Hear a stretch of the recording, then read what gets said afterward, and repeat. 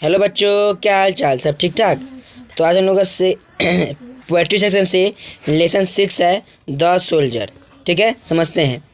The soldier is a very beautiful sonnet compose by Rupert Brooke. इसका मतलब क्या हुआ? द सोल्जर रूपर्ट ब्रूक द्वारा रचित एक बेहद खूबसूरत सोनेट है। क्या है? सोनेट। सर जी, ये सोनेट होता है क्या? तो जो 14 लाइन की कविता होता है ना, 14 लाइन की कविता, उसे हम बोलते हैं सोनेट। क्या बोलते हैं?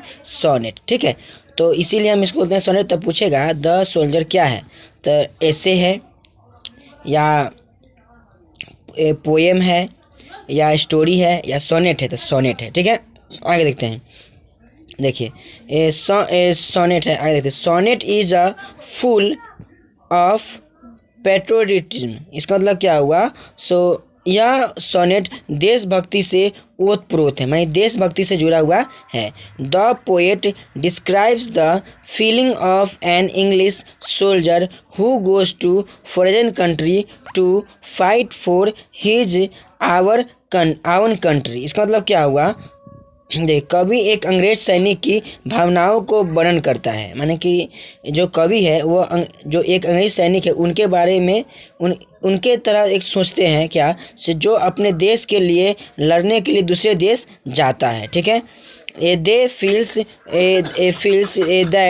That if he die in bottle. उन्हें लगता है कि यदि वह युद्ध में मर गया the piece of foreign land where he will be buried will forever belong to England.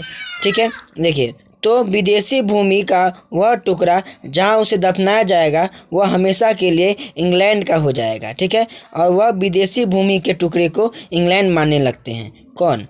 तो सैनिक। ठीक है, आगे देखते हैं हम लोग।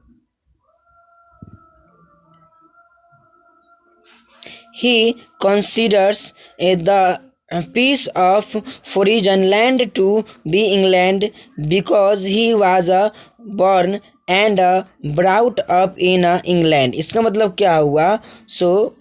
वह अपने देश के प्रति कृतज्ञता के भावना भी व्यक्त करते हैं उन सभी चीज़ों के लिए जो उन्हें वहाँ मिला था। कहाँ पर? इंग्लैंड में।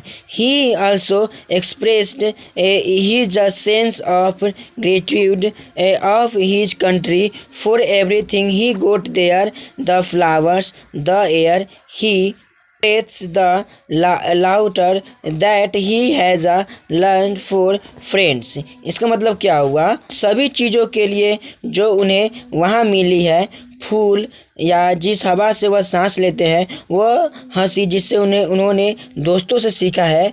ठीक है, ये सभी चीज़ के लिए वह इंग्लैंड यानी कि इंग्लैंड का शुक्रिया गुजार करते हैं। कौन? तो सैनिक। ठीक है, तो एक सैनिक के रूप में कवि ने यहाँ पे बात हम लोगों के सामने प्रस्तुत की है। आगे देखते हैं। Finally this is an amazing poem by Rupert Brooke where he shows that poet great love for his motherland. इसका मतलब क्या हुआ?